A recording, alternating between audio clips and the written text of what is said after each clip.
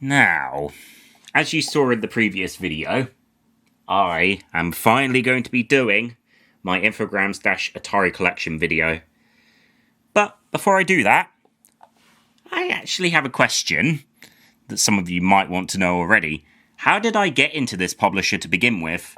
Well, I actually knew about them way back in 2006 or 2005. And that's when I started playing Roller Coaster Tycoon 2 on my old computer. My sister owned the game. She used to play it all the time. And then I got excited for Roller Coaster Tycoon 3, which was under the Atari banner, right after they rebranded. I was really excited for that, actually, and there we are. And then all of a sudden I decided to start collecting titles from this company overall, because I actually feel like that they just bring back a lot of memories, even back when I first started collecting video games. And now, since I have all my games on display, I felt like it would be a perfect time to show them as a 10th anniversary thing, as I said before. And now I have a new device to show them on. This turntable that you can see a lot on various different websites and whatnot. So, let's get started. We'll be starting off with games from 1995 all the way up until 1998. So here we go. So first of all, we've got the original 1995 PC adaptation of Monopoly from Westwood Studios and published by Hasbro Interactive. The copy I have here is the 1997 reissue, which uses the 1.2 version of the game.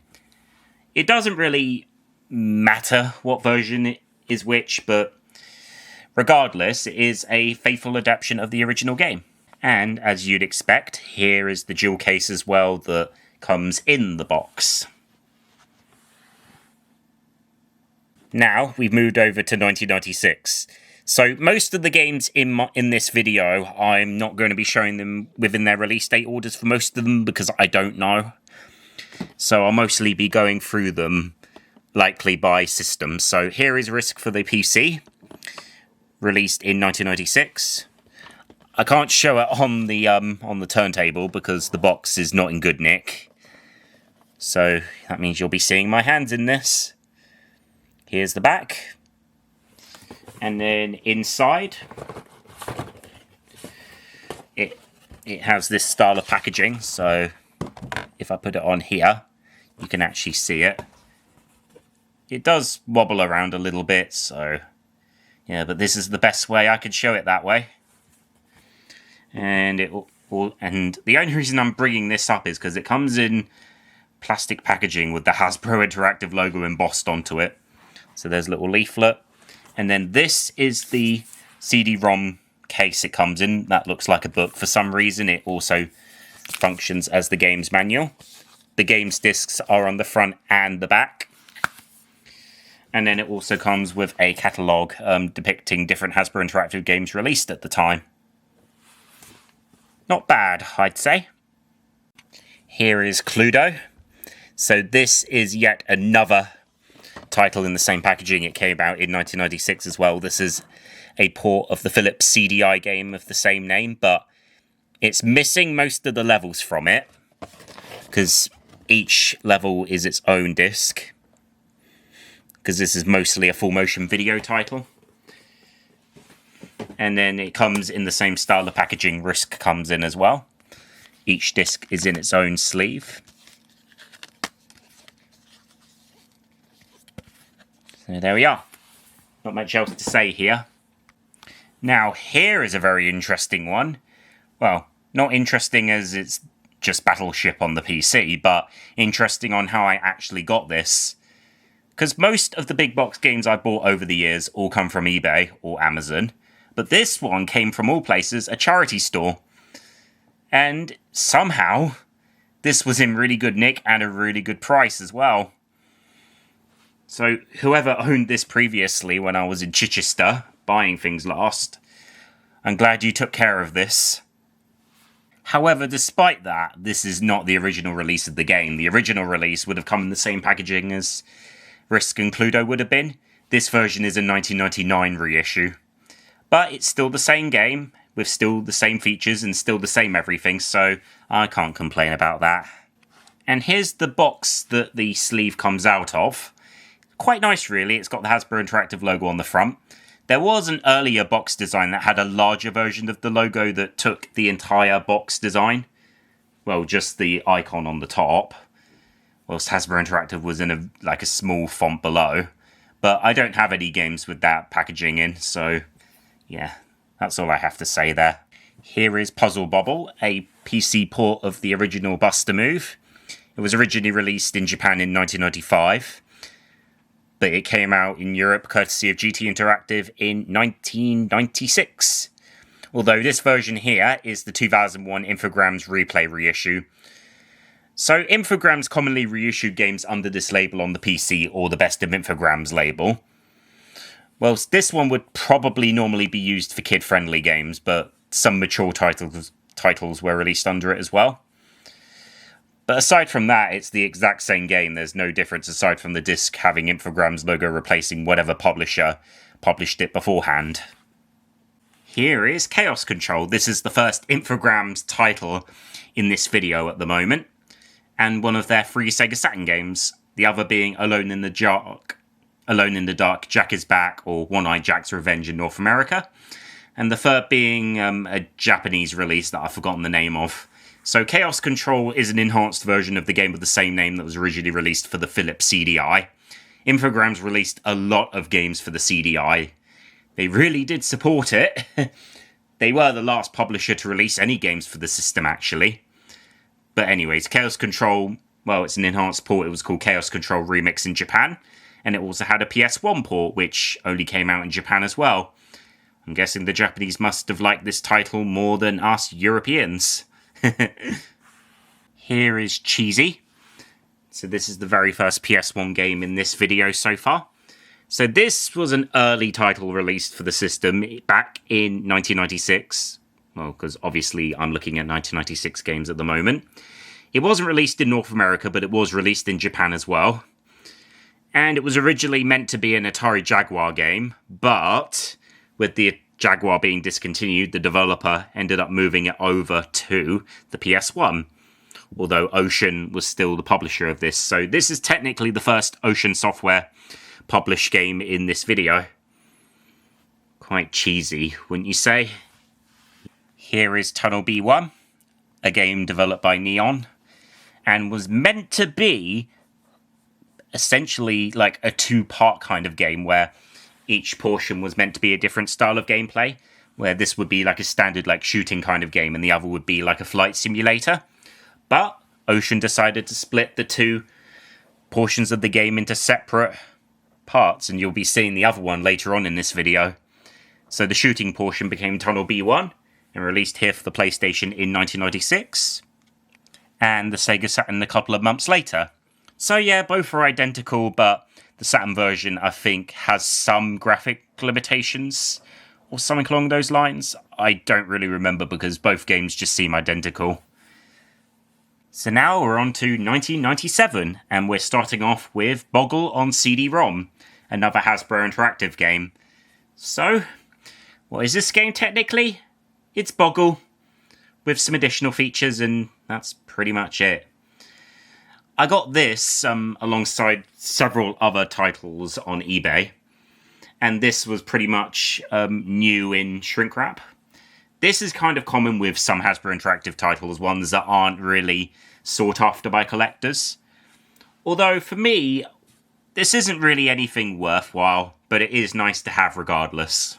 The interesting thing I would say about this title is that it gives you the option to play with either having the disc in your computer, or you can download the whole game and play it without the disc. Pretty unique at the time, because most games that were released would either have a CD check, or they wouldn't have any CD checks at all. What you got inside the box alongside the jewel case was 3 different 1997 or 1998 catalogues in English, French, and German. And then you also got 3 registration cards in English, French, and German. Kind of strange that they would include all of them in the same packaging, but still nice to have lots of merchandise anyway. Now we're on to my first Accolade game in this video, Test Drive Off-Road, released in July of 1997. So, this was the first incarnation of a rebooted Test Drive franchise that Accolade originally published back in the 80s and early 90s. So, the Off-Road sub-series had four-wheelers, and yeah, that's it. And not all the titles kept their names in Europe. They were all renamed, actually. And you'll get to see those later on in this series, as well as one later on in this video. So in Europe, the game was published by Eidos Interactive instead of Accolade. Accolade never published their games in Europe, or distributed them for that matter. Originally, Accolade published their games through Warner Interactive, but they were bought out by GT Interactive in 1996, so Eidos published this title. Now, here's a title that was a big hit when it came out in 1997, the original V-Rally, developed in-house by Infogrames. So this was their second title after Alone in the Dark, Jack is Back, and it certainly proved and, well, gave them the way for rally racing games. Well, it came out after the original Sega Rally, but with it being on the PlayStation and not the Sega Saturn, as I said, it was a big hit in Europe, but not so much in North America, where despite the fact EA published it over there as Need for Speed V Rally, it didn't sell that well, and it's very likely due to the fact rally racing wasn't really that popular at the time in North America. I don't know what its popularity is like now, but still. It did add an extra vehicle into the game, so yeah, there was a little addition there. And then here's the 1998 Platinum re-release. Normally, I don't collect Platinum versions of PS1 games because they're the same release as the original, just with a generic disc and a silver packaging. But this version of the game is actually a different software rendition, so it includes the extra vehicle that was included in the US version of the game, and it also added DualShock analog controller support. So it makes the game feel a little easier, but it's still quite tricky to master. And now here comes a real shocker. Bubsy 3D. Yep, I have Bubsy 3D. Yeah, I don't really need to say anything about this. Aside from the fact that my copy has a broken hinge on it. And so I can't display it on the turntable because it just falls apart. But here's the manual, and here is the disc. Disc has a nice design, it's probably better than the game any day. And of course Atari did re-release it with slightly better controls on that Bubsy compilation that they released a couple of months ago as of when I'm recording this. Another thing I'll mention is that in Europe, the game was actually published or distributed through Telstar, a UK-based record label and distributor. So why Telstar's name is associated with this game, I have no idea. Maybe the other distributors or something wanted to run away from this, and so they had to go with a budget label. By 1996, Infogrames had already purchased Ocean, and they still kept Ocean around as a standalone company. And during this period in 1997, they released a couple of games, one of them being Total Driving, the first game that was developed by U-Technic, and was under a partnership they held with Infogrames at the time to release racing games. So this was also released as M6 Turbo Racing in France and under some other name in North America when the publishing rights were given to, I believe it was Activision. Here's one of the best-selling titles for the original PS1, and it's the Frogger remake based on the classic Konami arcade game of the same name, and a IP that I used for one of my earlier shows, Frogger Beyond. So this was developed by an in-house Sony Computer Entertainment Europe studio that had been bought out by them, but since they were still contracted to develop this, it was released under their name anyway, published by Hasbro Interactive, which they licensed the IP from Konami. It was also released on the PC, but I don't have that version of the game. Test Drive 4. So this is the first entry in the series as part of this revival of the franchise. And it was developed by a newly formed studio called Pitbull Syndicate, who later went on to do the other entries in the series up until 2002. So it was released on the PS1 and the PC, but here I have the PS1 version. So it was meant to pit, no pun intended, muscle cars against modern cars, hence the Dodge Viper appearing on the front.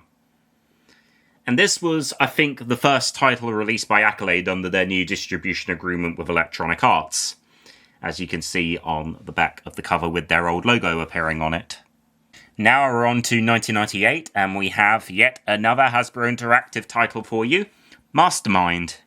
Nothing to do with the game show, but it's instead based on some board game. One that Hasbro doesn't make, but they licensed out, and as such they published this PC version of the game. It's another one of those big box games that you can find pretty easily online and pretty easily new in box. And this is another example of one that I did get on eBay new in box back around 2022 alongside some of the others. Here is the jewel case. And this time, there's actually no manual inside, it's just a slip of paper. And the reason why is it was too big to fit in the jewel case, so it just came in its own thing inside the box. And alongside that, you get this French catalogue. It's a different one than the other ones. And then here is the German and the English versions. They're the same as the as Boggle. And some product registration cards in German and French. Here comes the very first Transformers game published by Hasbro Interactive, and it is Beast Wars, based on the TV show of the same name. So this was released on both the PS1 and the PC. It was from the same developer as Frogger, yet the same division of Sony Computer Entertainment Europe. Originally released in 1997 in the States, but it didn't come out in Europe until 1998. Guessing it must have been to do with localization, but I don't know. It could have been anything, really. Now, here's one lucky title.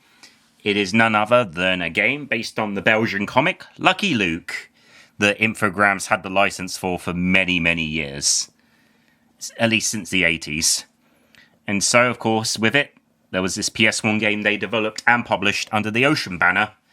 I don't know why they labelled it as an Ocean game, but maybe it was most likely for marketing reasons or something.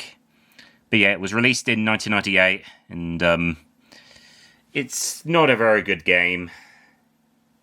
It was released on the PC a couple of years later in 2000 as Lucky Luke on the Dalton's Trail, which is a much more interesting and a fitting name for this game, and for whatever reason, this game was also released in the United States, where the Lucky Luke franchise isn't really that well known, if at all.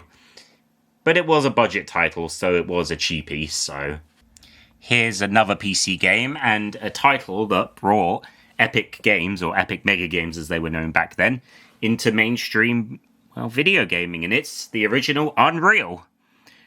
Obviously developed by them in Digital Extremes and published originally by GT Interactive. And here, this is another Infogrames replay reissue. So compared to the Unreal Tournament games, this is more or less like a single-player experience, although obviously the Unreal Tournament games are a lot more popular, even still today, despite the fact that Epic Games likes to pretend that only the Unreal Engine exists. And the only game they like to pretend that exists that was developed by them is, of course, Fortnite.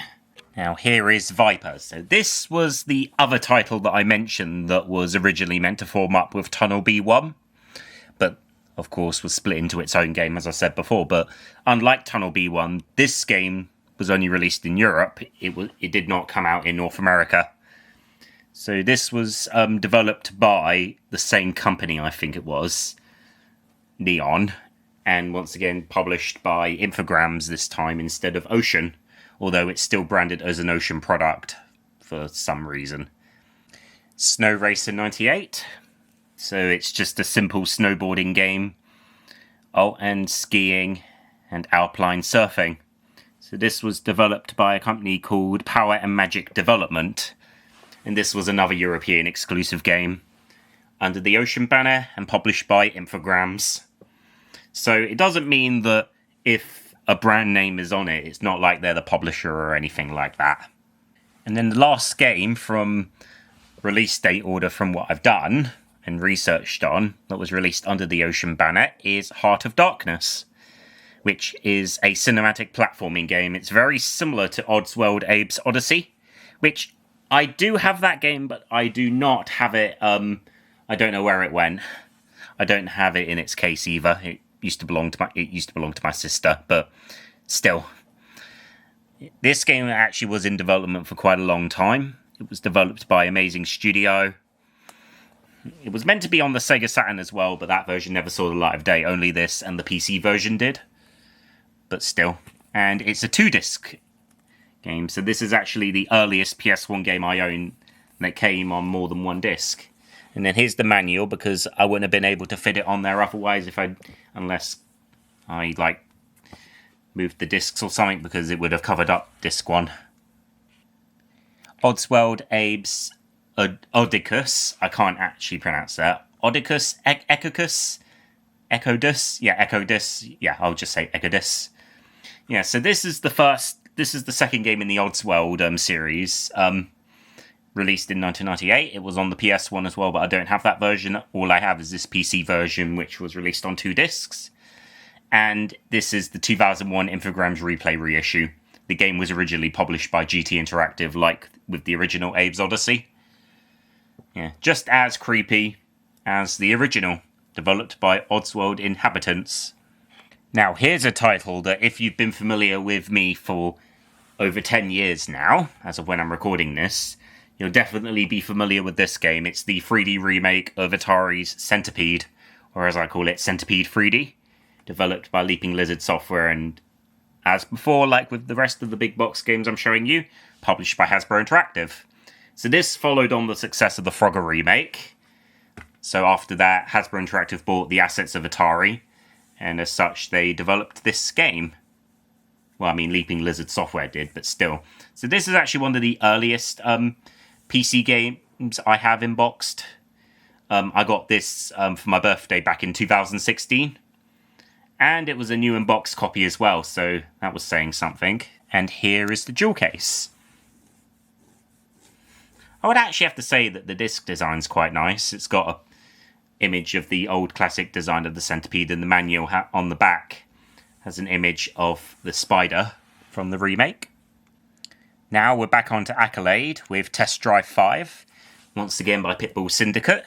And it's pretty much very similar to Test Drive 4. It's more like an enhanced version of that game, but with different maps and different vehicles.